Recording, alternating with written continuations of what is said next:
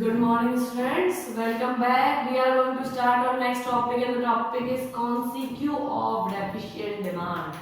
देखिए consequence जो है वो है, हम कह सकते हैं कि आपके डेफिशिएंट डिमांड होने के कारण हमने पढ़ लिए। डेफिशिएंट डिमांड होता है, what is the deficient demand हमने रीड कर लिया, causes of the deficient demand हमने रीड कर लिया, and the next one is cause consequences. हम कहते हैं कि कोई चीज हुई है तो क्या, उसके बाद हम कहते हैं कि उसके कारण क्या रहे, उसके बाद हम कहते हैं कि उसका परिणाम क्या होगा, एग्जैक्टली उसका इफेक्ट क्या होता है, वो आप कॉन्सिक्यूज में देखते हैं। फर्स्टली आपको ये समझ में आना चाहिए कि आप कौन सा टॉपिक पढ़ रहे हैं, ठीक है। जब आपको ये समझ में आ गया कि आप ये टॉपिक पढ़ रहे हैं तो आप उसका अंदाजा लगा पाएंगे कि इसके अंदर क्या होने वाला है, क्या होगा, कैसे होगा, क्यों होता है, सब चीजें आप पढ़ पाते हैं, ठीक है। तो हमको ये बताइए कॉन्सिक्यूज का मतलब ये है कि आपके इफेक्ट क्या होता है, परिणाम क्या होता है, किस चीज का, डेफिशिएंट डिमांड का। अब हमने जब ये पढ़ लिया what is deficient demand and the causes of deficient demand, तो हम इसका इफेक्ट पता लगा सकते हैं कि इसका इफेक्ट क्या होगा। इसका इफेक्ट जो है वो 4 पॉइंट्स में आपको दिया है। मैं आपको इसको डायग्रामेटिकली भी दिखाने वाली हूँ और आपको ये समझाने वाली भी हूँ, ठीक है। फर्स्टली आता है अंडर एम्प्लॉयमेंट इक्विलिब्रियम। सबसे पहले जो डेफिशिएंट डिमांड का कंसिक्यूज है, या हम कह सकते हैं जो रिजल्ट होता है, या हम जो कहते हैं इफेक्ट होता है, वो ये होता है कि आपका फुल एम्प्लॉयमेंट इक्विलिब्रियम सेट नहीं होता। आपका जो इक्विलिब्रियम होता है वो अंडर एम्प्लॉयमेंट इक्विलिब्रियम होता है। अब इसके क्या नुकसान है वो मैं आपको बता चुकी कि अगर आपका अंडर एम्प्लॉयमेंट इक्विलिब्रियम सेट होता है, इसका मतलब आपके जो रिसोर्सेज हैं, आपके जो सोर्सेज ऑफ प्रोडक्शन है, वो फुल्ली यूज नहीं हो रहे हैं, वो फुल्ली यूटिलाइज नहीं हो रहे हैं। इसका मतलब वो वेस्ट जा रहे हैं, तो आपके देश की संपत्ति जो है वेस्ट जा रही है, आपकी जो रिसोर्सेज है वो वेस्ट जा रहे हैं, और वैसे ही आपकी रिसोर्सेज जो है वो लिमिटेड है, यानी आपकी बेसिकली जो आगे वाली नीड्स है वो इनकम्प्लीट रहने वाली है। ओके स्टूडेंट्स, तो ये चीज जो है वो आपको मैं डायग्रामेटिकली दिखाती हूँ। देखिए, आपको बेसिक डायग्राम मैं अभी भी कहती हूँ कि आप याद कर लें, आप उसको बनाने की प्रैक्टिस कर लें। अगर आपको अभी भी कोई प्रॉब्लम आती है तो मैं जो है आपको डायग्राम यहाँ अभी बना के दिखाती हूँ, ताकि आप जो है उसके लिए ट्रेंड हो जाए, आपको उसमें कोई प्रॉब्लम ना आए। ओके, ये आपको अच्छे से पता है वाई का हमारा 40 डिग्री का 45 डिग्री का होता है, और इसको हम एएस कर्व भी कहते हैं, इसको हम इनकम कर्व भी कहते हैं। एडी आपका जो है 0 से स्टार्ट नहीं होता है, पॉजिटिवली स्लोप्ड होता है। ये मैंने यहाँ पे पी लिख दिया because this is the plant एडी, ठीक है। और ये एडी की डिमांड जो है वो आपकी चेंज हो गई, ये हम कह सकते हैं फुल एम्प्लॉयमेंट वाली है, ये हम बना रहे हैं, और ये फुल एम्प्लॉयमेंट वाली, इसलिए मैंने एफ लगाया है। स्टूडेंट्स, अब हम कहते हैं कि प्लांट इकोनॉमी, प्लांट की डिमांड पे हमारा इक्विलिब्रियम यहाँ होता है, ये हमारे को एक्चुअली मिल रहा है, बट हमको क्या चाहिए, फुल एम्प्लॉयमेंट चाहिए। हमारे यहाँ पर जो रिसोर्सेज है वो फुल्ली यूटिलाइज नहीं हो पा रहे, हमको चाहिए ये वाला, बट हमको मिल रहा है ये वाला। तो यहाँ पर जो गैप आपके आ रहा है, यानी ये जो चीज का गैप आपके सामने आ रहा है, ये डिफाइन करता है डेफिशिएंट डिमांड को, कि आपकी जो इक्विलिब्रियम सेट हो रहा है वो डिफाइन करता है कि आपकी डिमांड कम रह गई है, यहाँ पर जो रिसोर्सेज है वो फुल्ली यूज नहीं हो रहे हैं, क्योंकि यहाँ पर जो रिसोर्सेज है वो फुल एम्प्लॉयमेंट पर हो रहे हैं। हमारा जो इक्विलिब्रियम सेट हो रहा है वो अंडर एम्प्लॉयमेंट सेट होता है। यहाँ पर अभी भी लोग बेरोजगार है, इक्विलिब्रियम तो होता है बट लोग बेरोजगार है, क्योंकि फुल्ली एम्प्लॉयमेंट यहाँ मिलने वाला है, यहाँ नहीं। हमारा इतना जो है वो लोग हैं जो बेरोजगार है, इतनी इनकम हमारी अभी भी कम अवेलेबल हो गई है हमको, ठीक है स्टूडेंट।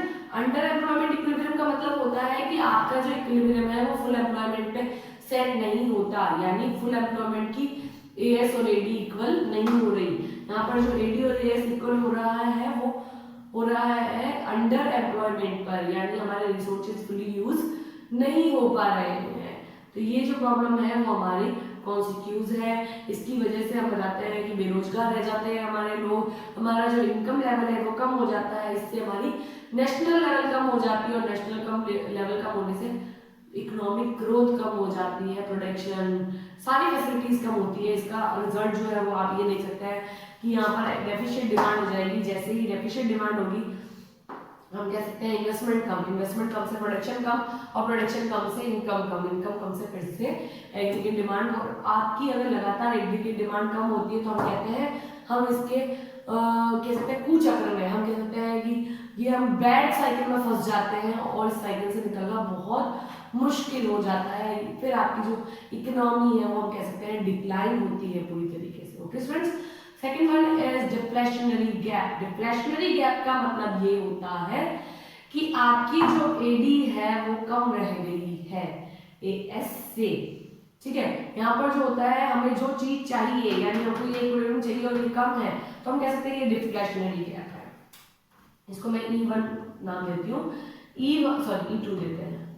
E1 से E2 का जो गैप है वो डिफ्लेशनरी गैप को शो करता है। ये शो करता है कि आपकी एग्रीगेट डिमांड कम हुई है। हम ये कह सकते हैं deficient aggregate demand equals to deflationary gap. Deflationary का मतलब होता है मंदी, मंदी आ रही है आपकी इकोनॉमी में, यानी आपकी एग्रीगेट डिमांड लगातार कम हो रही है और आपके जो कंट्री में मनी की जो है वो सप्लाई कम हो जाती है। कैसे कम हो जाती है? देखो, एग्रीगेट डिमांड कम हो गई, इन्वेस्टमेंट ऑल्सो कम। इन्वेस्टमेंट जैसे ही कम हो जाता है, प्रोडक्शन कम हो जाएगा, इनकम कम हो जाएगी। जब इनकम कम हो जाती है तो एग्रीगेट डिमांड फिर से कम हो जाती है और हम जो है वो डिफ्लेशनरी गैप के सर्किल में फंस जाते हैं। यानी हम कह सकते हैं कि E1 से E2 का जो गैप है वो हमारा डिफ्लेशनरी गैप है। ये मोस्ट इंपॉर्टेंट टॉपिक है स्टूडेंट्स। अगर आपको इससे रिलेटेड कोई भी प्रॉब्लम आती है तो आप पूछिएगा जरूर, क्योंकि ये अगर आपको नहीं समझ में आया तो ये मान के चलिए आपके, मैं मान रही हूँ कि 2 से 4 नंबर कट जाएंगे। ये क्वेश्चन बहुत इंपॉर्टेंट क्वेश्चन है, ठीक है। Next one is undesired stock. इस सिचुएशन में जब डिमांड कम हो जाती है तो हमारा अनडिजायरेबल स्टॉक बच जाता है।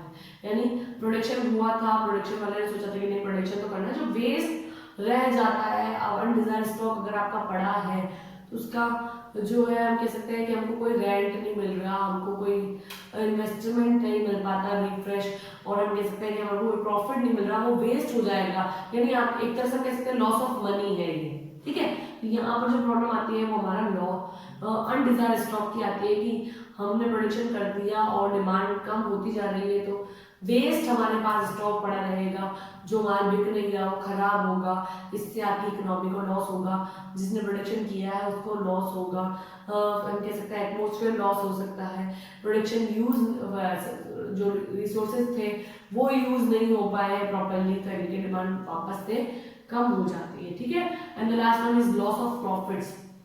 यहाँ पर जो है जब आपकी डिमांड कम होती चली जाएगी तो प्रोडक्शन को आपको कम करना पड़ेगा। जब आप प्रोडक्शन कम करते हैं तो आपके प्रॉफिट्स भी कम होते हैं। जैसे जैसे आप अपना प्रोडक्शन कम करते जाएंगे, लॉस ऑफ प्रॉफिट्स यानी प्रॉफिट जो आपका मिलने वाला था वो धीरे धीरे आपका कम होने लग जाएगा। तो हम कह सकते हैं कि इस तरीके से फिर से हम जो है बैड इफेक्ट में या बैड साइकिल में फंस जाएंगे, जो हमारे डेफिशिएंट डिमांड को शो करता है, जिसकी वजह से डिफ्लेशनरी हमारे कंट्री में आती है, डेफिशिएंट हमारे को मिलते हैं और हम जो है इस चक्कर में फंस जाते हैं।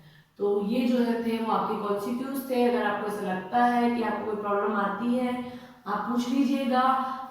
मैं अभी भी कहती हूँ कि आप अगर अपने टॉपिक को क्लियर करते हैं, अगर आपको ये पता है व्हाट इज डेफिशिएंट डिमांड, तो आपको उसके कारण भी अपने आप पता लगना शुरू हो जाएंगे कि किस वजह से जो है वो आपकी एग्रीगेट डिमांड कम हो रही है। उसके बाद जब आपको ये पता चल जाएगा कि अगर आपकी एग्रीगेट डिमांड किस कारण से कम हुई है तो आपको ये भी पता चल जाएगा कि उसके रिजल्ट्स क्या होने वाले हैं। तो ये जो चीज़ है वो एक दूसरे से रिलेटेड है स्टूडेंट्स। कल मैंने आपको जो पढ़ाया था उसको पढ़िएगा। अगर आपको लगता है कि कोई प्रॉब्लम आती है तो आप फिर से पूछिए। प्रॉब्लम्स को इकट्ठा मत कीजिए। मैं अभी भी आपको कहती हूँ कि स्टडी एग्जाम्स होंगे, आप पढ़ते रहे। Okay students, thank you.